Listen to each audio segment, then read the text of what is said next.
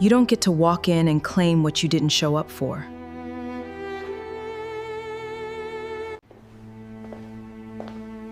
They're mine. You weren't here for any of it. Ma'am, we need you to push, right now. Betsy Okafor gripped the hospital bed rail with both hands and did not think about the man 2 floors down who had no idea he was about to become a father. She had made peace with that months ago. Peace didn't stop her hands from shaking. 3 sons. That's what the nurses had told her 20 minutes earlier, right before the room filled with more people than she'd expected, right before her body took over and stopped asking her permission for anything. She'd spent 3 years believing she would never hold a child of her own. She'd spent 9 months proving every doctor who ever told her that wrong. If you're watching this tonight, wherever you are, however your week has been going, I want you to sit with that feeling for a second. The feeling of being told what you are and deciding to become something else entirely. That's what tonight is about. Stick around because this story only gets heavier from here, and I promise you, you'll want to see how it ends. Her name was Betsy Okafor.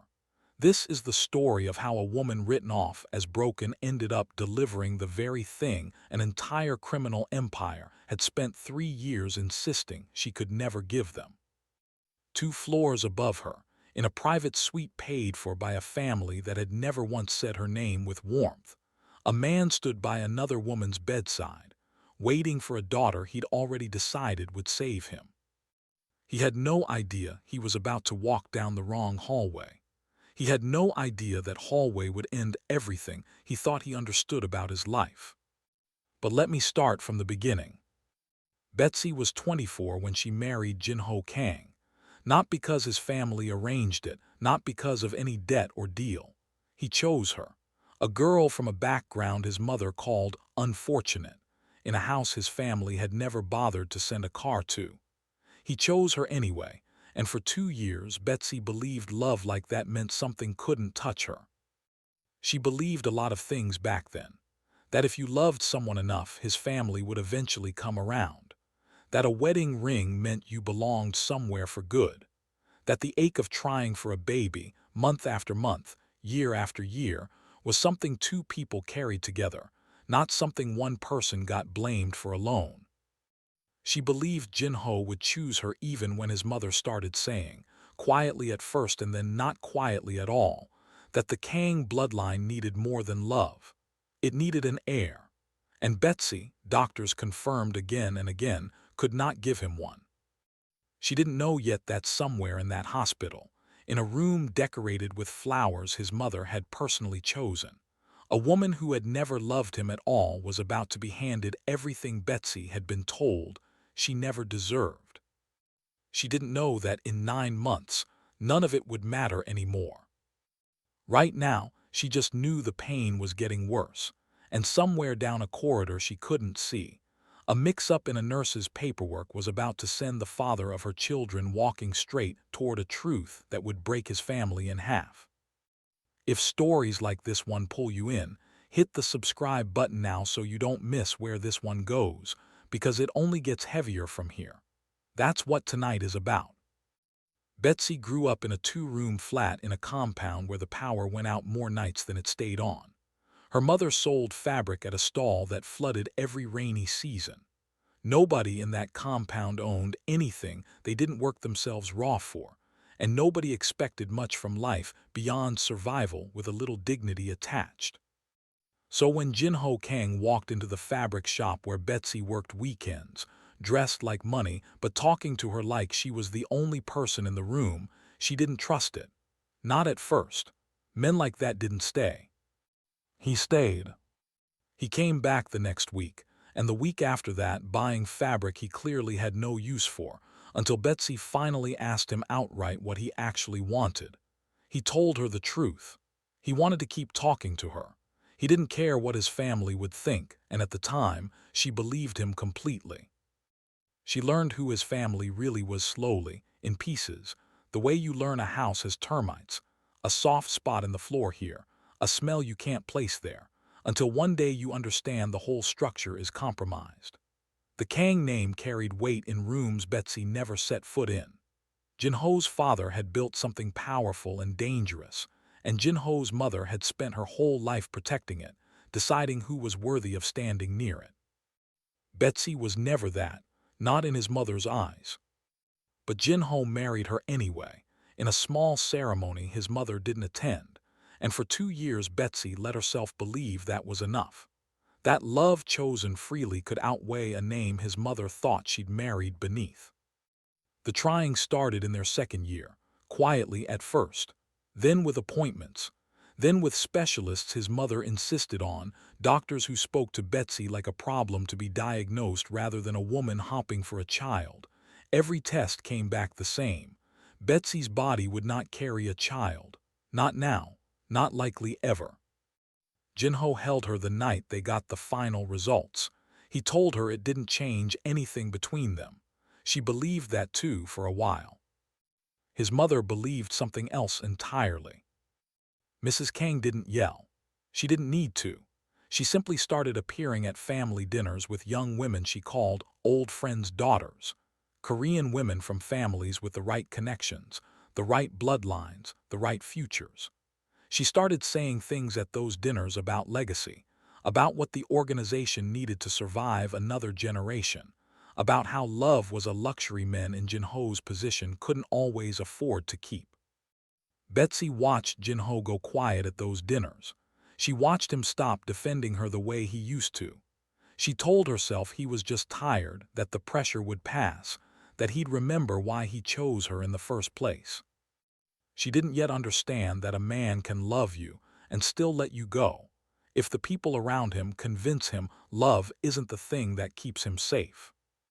The first real crack came the night Jinho came home late from a meeting with his mother and didn't tell Betsy what was said. She asked. He said it was nothing. She knew, the way you always know, that nothing had actually been everything. That was the night Betsy started preparing herself, quietly, for a future she hoped she'd never need. The end came on an ordinary Tuesday, which somehow made it worse. No dramatic fight, no slammed door. Jinho sat across from Betsy at their kitchen table and told her his mother had found someone. A woman named Soo-min Park, daughter of a family the organization had done business with for decades. He said his mother wanted to introduce her formally. He said it like he was reporting the weather. Betsy asked him what that meant for them. He didn't answer for a long time. When he finally spoke, he said the organization needed an heir, and he owed it to his father's legacy to secure one. He didn't say he was leaving her. He didn't have to. The silence after that sentence said it clearly enough. Betsy packed a bag that night, not out of anger, though the anger was there. She left because she understood, in a way that felt almost peaceful, that she would spend the rest of her life shrinking herself to fit inside a family that had already decided she didn't belong. She wasn't willing to keep doing that. Jinho didn't stop her at the door. That was the detail that stayed with her longest, not the goodbye, the absence of one. 3 years passed. Betsy rebuilt from nothing, the way she'd rebuilt before, because that was the only way she knew how to survive. She started cooking out of her small apartment kitchen, first for neighbors, then for their friends, until word spread and she had a real client list. She never spoke about the Kang name to anyone. She buried that chapter and built something entirely her own on top of it. Jinho, meanwhile, did exactly what his mother wanted. Soo-min moved in within months of Betsy leaving, chosen, approved, installed. She was beautiful in the way that photographed well for family events, and cold in the way that never quite came through in those photographs. She made no effort to hide her disdain for Jinho when cameras weren't around, treating the relationship like a business arrangement she'd been assigned rather than a life she'd chosen. Jinho told himself that was fine. He told himself a lot of things were fine. 9 months before the night both women would go into labor, an organization dispute over territory kept Jinho out past midnight, too exposed to safely head home. He ended up, without fully deciding to, outside an apartment building he hadn't visited in 3 years. Betsy opened the door and didn't say anything for a full 10 seconds. Neither did he. She let him in anyway, not because she'd forgiven him, because some part of her still recognized him as someone she used to trust completely, and that recognition was harder to switch off than she wanted it to be. They talked for hours, about nothing important and everything important. Somewhere in that conversation, 3 years of distance collapsed, and neither of them stopped it from collapsing. He told himself, as he left her apartment before sunrise, that nothing could come of it. She was infertile. The doctors had been certain. Whatever had happened between them that night could exist in a sealed room with no consequences, no evidence, nothing that would ever have to be explained. He was wrong. He just wouldn't know it for 9 more months. Betsy noticed the changes in her body before she let herself believe what they meant. Exhaustion that didn't match her schedule. A sensitivity to smells that used to comfort her. She counted days she hadn't been counting in years, out of habit more than hope, and when the test came back positive, she sat on her bathroom floor for an hour before she could stand up again. Not 1, 3. The ultrasound technician had to repeat herself twice before Betsy processed the number. She thought about calling Jinho exactly once. She got as far as opening his contact before she remembered the morning after, the way he'd stood in her doorway explaining himself before she'd even asked for an explanation. He'd told her it was a mistake, that he'd been emotionally weak, vulnerable in a moment that didn't mean what it felt like it meant, that he didn't love her anymore and needed her to understand that clearly, so neither of them would confuse a lonely night for something real. Betsy had stood in her own kitchen and listened to a man dismantle a night that had felt to her like the truth finally breaking through 3 years of silence. She hadn't argued with him. She'd simply nodded, closed the door behind him, and decided she would never again wait for a man to change his mind about her. She wasn't going to hand him a reason to feel entitled to anything now. Not this. This was hers. She told her small circle of close friends she was pregnant and left it there. No father named. No explanations offered. She began preparing quietly, the way she'd learned to prepare for everything in her life, alone and thoroughly. Across the city, Jinho was having a very different 9 months. Sumin had announced her own pregnancy 2 weeks after that night with Betsy, and Jinho had gripped onto the timing like a man grabbing a rope over open water. He needed it to mean something.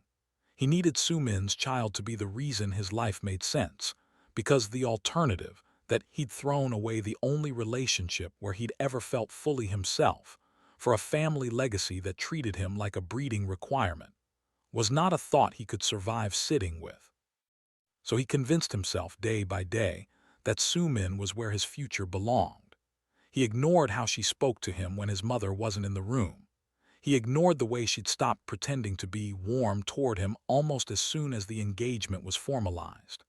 He told himself coldness was just her nature, that it didn't reflect on what they were building together, that a son from her would finally silence every doubt his mother had ever raised about his ability to lead. His mother, for her part, treated Sumin's pregnancy like a coronation already underway. She began planning nursery details before the 2nd trimester. She began speaking, at family gatherings, about the heir, in a tone that made clear she'd already decided the child's gender through sheer force of will. Nobody in that family circle knew Betsy existed anymore. Mrs. Kang had made sure of that, scrubbing photographs, redirecting conversations, treating the marriage as a mistake corrected rather than a chapter that had actually happened. Sumin's 20-week scan revealed a girl. Jinho's mother didn't react the way a grandmother should. She went quiet for 3 full days, recalibrating, before deciding a daughter could still work, could still be managed, could still be raised to marry into whatever alliance the organization needed next. It wasn't the outcome she wanted, but she adjusted, the way people who value bloodlines over people always adjust, by finding the next available use for what they've been given. Jinho told himself he was happy about the daughter. He told himself a lot of things during those 9 months. Somewhere underneath all of it, quiet and unexamined, was the memory of a night in Betsy's apartment that he'd worked very hard to convince himself hadn't meant what it felt like it meant. He had no idea that memory was, at that very moment, growing into 3 heartbeats he'd meet far sooner than he expected. By her 7th month, Betsy had stopped being surprised by anything her body did.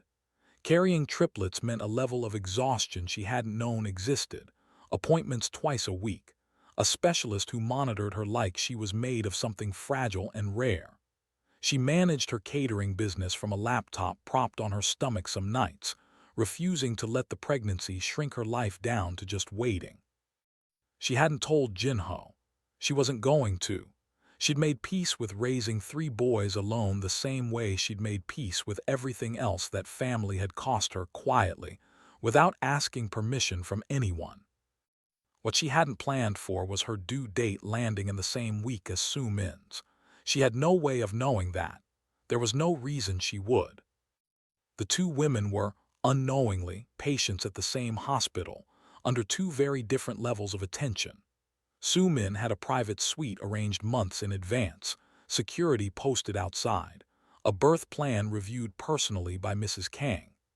Betsy had a general maternity ward bed, an insurance card under a name that hadn't been Kang in 3 years, and a birth plan that consisted of surviving the night.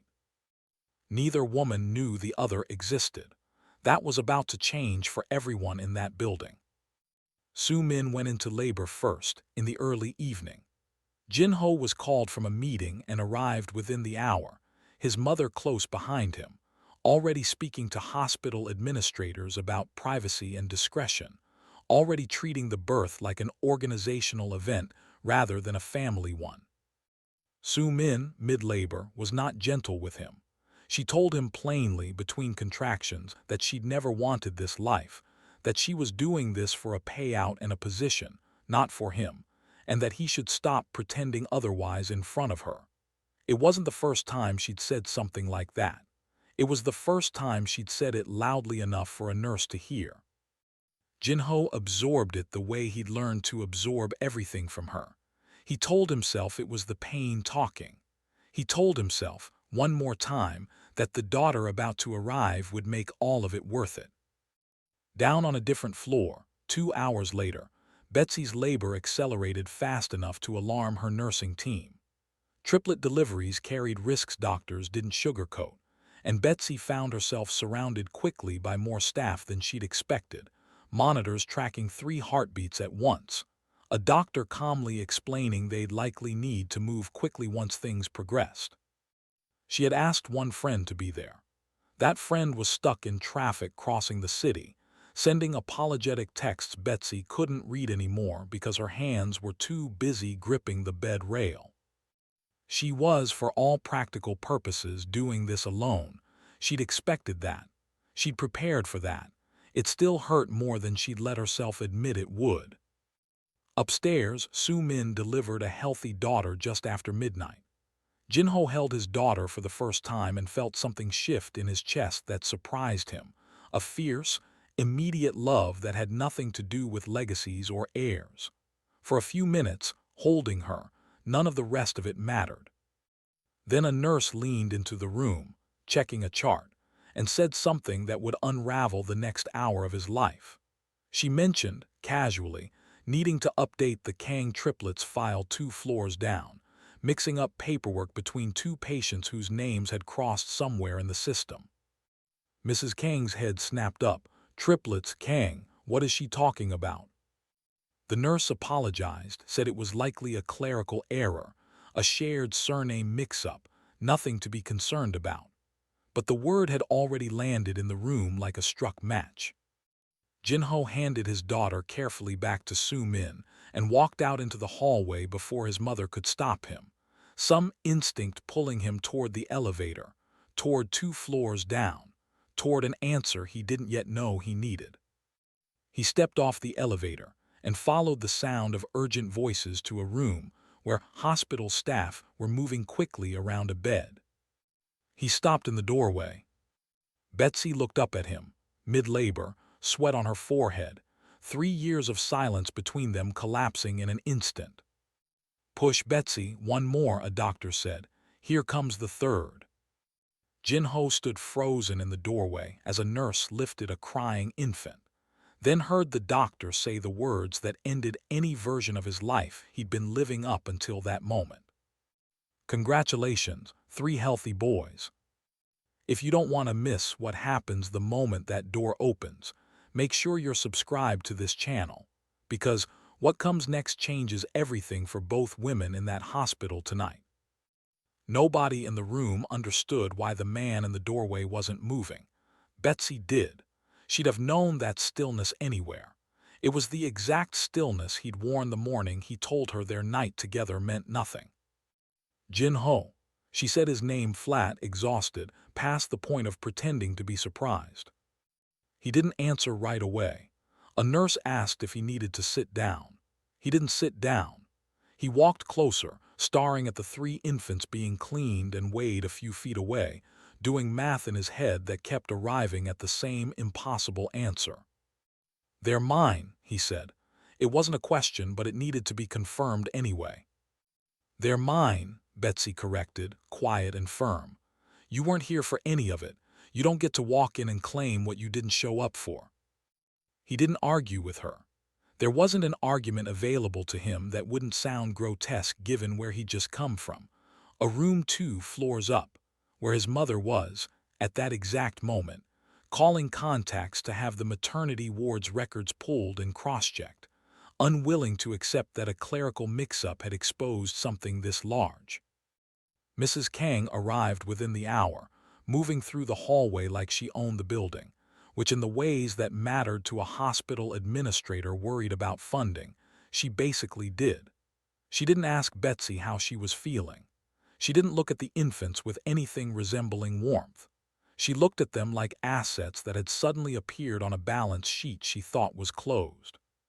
3 sons, she said, mostly to herself. 3 legitimate, blood-tested sons, born to a woman who was legally his wife when they were conceived, if the timeline holds. "I'm not his wife anymore," Betsy said. "You made sure of that yourself." Mrs. Kang's expression didn't change. "That can be revisited. Paperwork can be revisited. What can't be revisited is a bloodline. 3 boys change everything, Betsy. Surely you understand that." Betsy understood it better than anyone in that room. She understood that the same woman who'd once called her unfit to sit at a family dinner table was now looking at her like a vessel that had finally produced something worth claiming. Nothing about how Mrs. Kang saw her had actually changed. Only the inventory had. Over the following days, the Kang family's machinery moved fast. Lawyers appeared, framed as concerned family friends, asking Betsy questions about her income, her living situation, her ability to care for 3 infants without support. A caseworker Betsy hadn't requested showed up unannounced at her apartment, sent by someone with enough influence to arrange that kind of visit without a formal complaint ever being filed. The message underneath all of it was clear, even when no one said it outright. Give up the boys, or watch us make your life difficult enough that you'll wish you had. Jin-ho, meanwhile, was unraveling in a different direction. He tried visiting the boys and found himself standing outside Betsy's hospital room, unsure what he was even there to say. He went home to Soo-min and their newborn daughter, and felt like a stranger in his own house, aware that everything he'd told himself for 9 months to justify staying with her had just been proven, in the most literal biological sense, false. Soo-min noticed the change in him immediately and didn't soften. If anything, learning about the triplets sharpened something in her that had been simmering under the surface for months. She sat him down one night, their daughter asleep between them, and told him plainly that she'd never expected loyalty from this arrangement and wasn't going to start expecting it now. But she wanted him to understand something clearly. If his mother decided the boys mattered more than their daughter, Soo-min wasn't going to stand quietly by and watch her child get demoted. For the first time, Jin-ho heard something in her voice that sounded less like coldness and more like fear.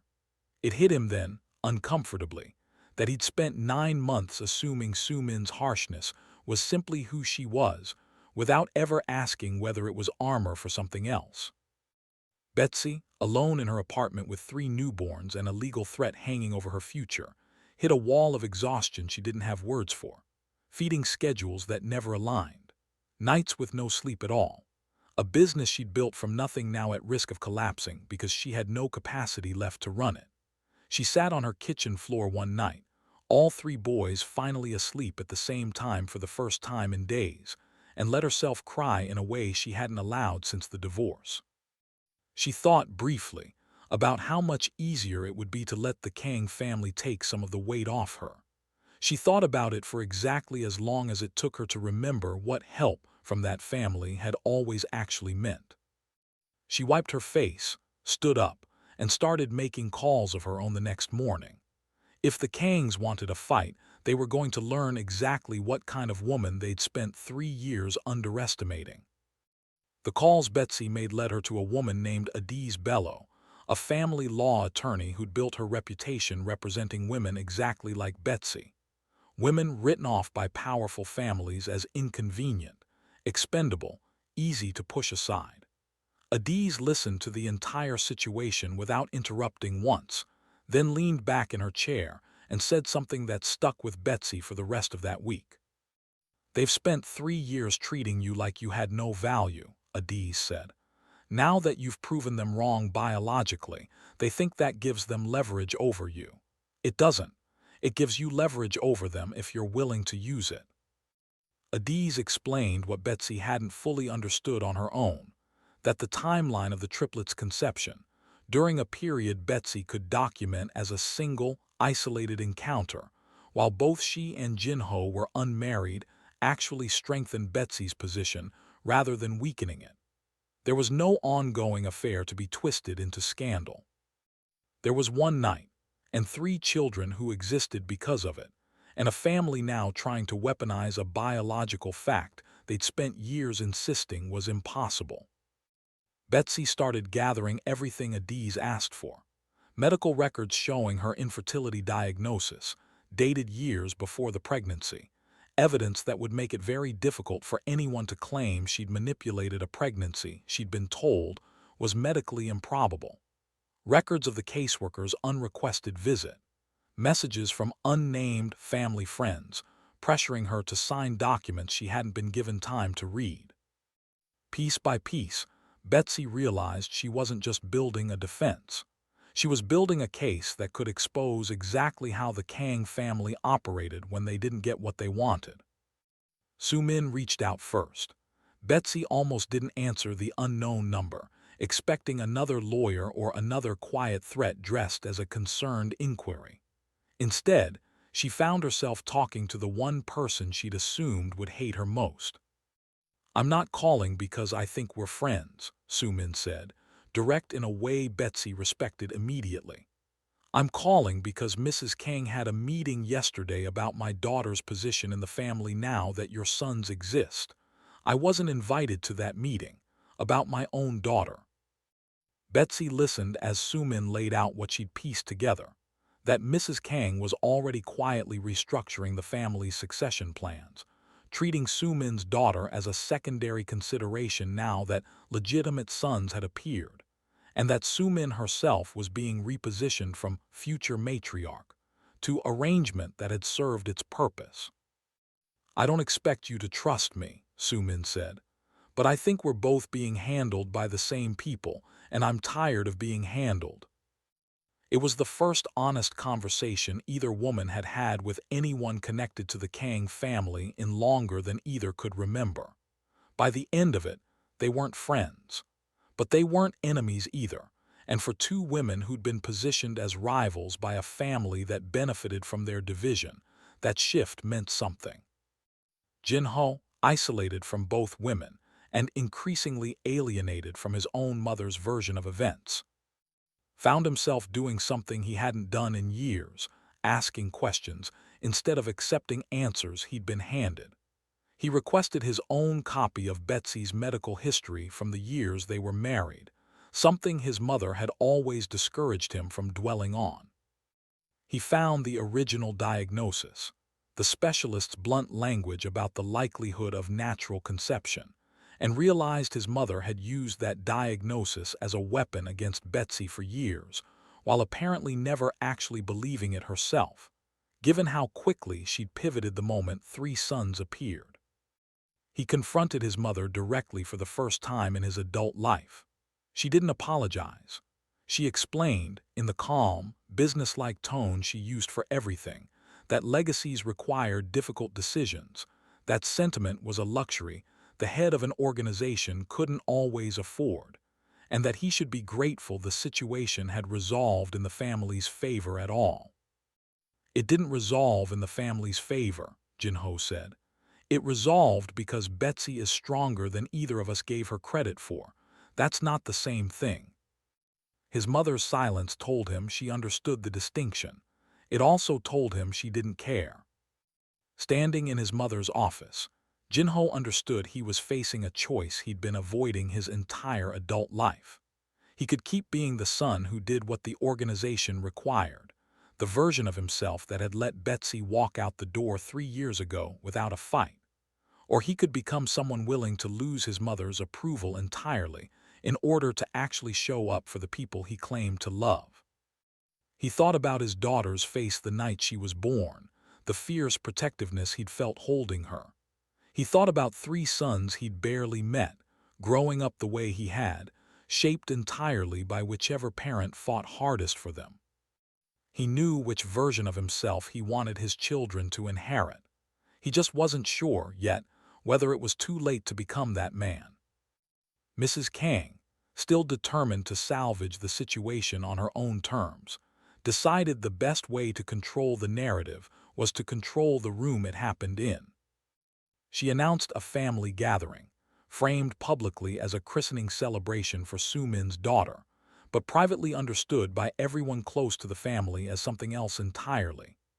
An opportunity to present the Kang family's official position on the situation to the wider circle of business partners, associates, and extended relatives, who would eventually need to understand the new shape of the succession line.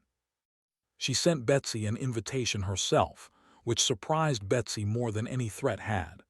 Adiz, when Betsy called her about it, didn't hesitate. "Go," Adiz said, "but go prepared. If she wants an audience, give her one." Betsy arrived with the boys, 3 months old now, steady enough in her arms that she didn't need help carrying them through the door. She wore nothing borrowed from the Kang aesthetic his mother had once tried to press onto her, no imitation of the polish she'd been told for years she lacked. She walked in as herself, and the room noticed. Soo-min was already there, holding her daughter, standing slightly apart from the main cluster of Kang relatives, in a way that told Betsy everything about how the repositioning Soo-min had described was already visible to anyone paying attention. Mrs. Kang began the afternoon with prepared remarks about family, legacy, and continuity, gesturing towards Soo-min's daughter as the newest addition securing the Kang name's future, carefully avoiding any direct mention of the triplets sitting in Betsy's arms a few feet away, as though enough elegant language could make 3 living, breathing sons simply not exist in the room. Jin-ho stood at the front beside his mother, visibly uncomfortable, saying nothing. It was Betsy who spoke first, calm, clear, not raising her voice at all. "Since we're talking about the family's future, I think everyone here deserves to understand it accurately." She nodded to Adiz, who stepped forward with documentation she'd prepared for exactly this scenario. Medical records confirming Betsy's infertility diagnosis, dated years before the pregnancy, made clear to the room that nothing about the triplets' conception had been engineered or manipulated. DNA results confirming paternity beyond dispute. And most damaging of all, internal messages Adiz's investigation had uncovered, showing Mrs. Kang's legal team quietly researching how to erase Betsy's name from official marriage and property records months before Betsy had ever left, laying groundwork to make the divorce look retroactively cleaner than it had actually been. The room went very quiet. You were planning to erase her before she even left, Jin-ho said, staring at his mother, the pieces of years of subtle manipulation finally arranging themselves into something he could see clearly for the first time. Mrs. Kang's composure cracked, just slightly, the first time anyone in that room had ever seen it happen. I was protecting this family's interests. You were protecting your control, Betsy said. There's a difference, and everyone in this room just watched you fail to hide it. Soo-min stepped forward then, surprising everyone, including Betsy. I want to say something too. She looked at Mrs. Kang directly. You told me, when you brought me into this family, that I would be the mother of the heir. I believed you, because it benefited me to believe you. But I've watched you spend the last 3 months treating my daughter like a consolation prize the moment something better came along. I'm done pretending that's not what's happening. Jin-ho looked between the two women who had, in very different ways, been used by the same system, and understood with total clarity what he needed to say next. My mother doesn't speak for this family's future anymore, he said. Not the way she has been. Betsy and Soo-min, you were both treated like instruments instead of people, by an organization that valued bloodlines over the actual human beings carrying them. That ends today. The room stayed silent, waiting to see if Mrs. Kang would fight for control the way she always had. For the first time in her adult life, she didn't have an answer ready. The fallout from that afternoon reshaped the Kang family faster than anyone expected. With the documentation Adiz had gathered now impossible to unsee, several of the family's longtime business partners quietly distanced themselves, unwilling to be publicly associated with the kind of manipulation that had just been laid bare in front of them.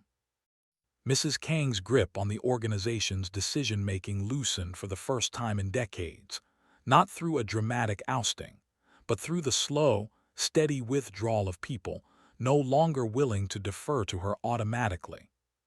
Jin-ho took over formal leadership within the year, but the organization he began building looked different from the one his mother had run.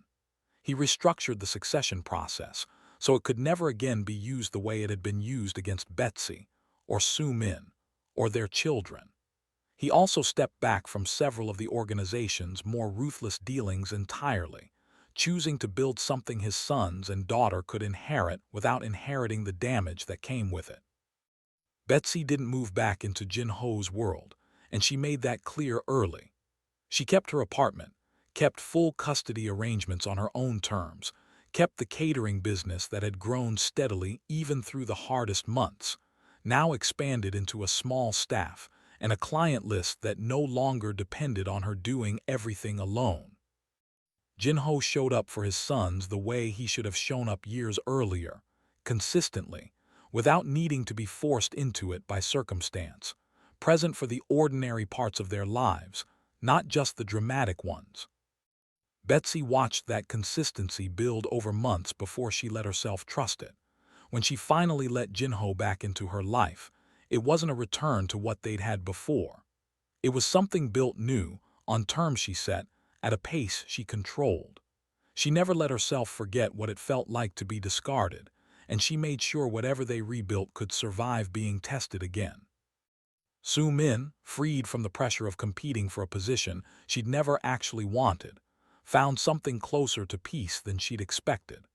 She and Betsy never became close friends, but they built a working respect for each other, coordinating custody schedules and shared family events without the tension that once defined every interaction between them.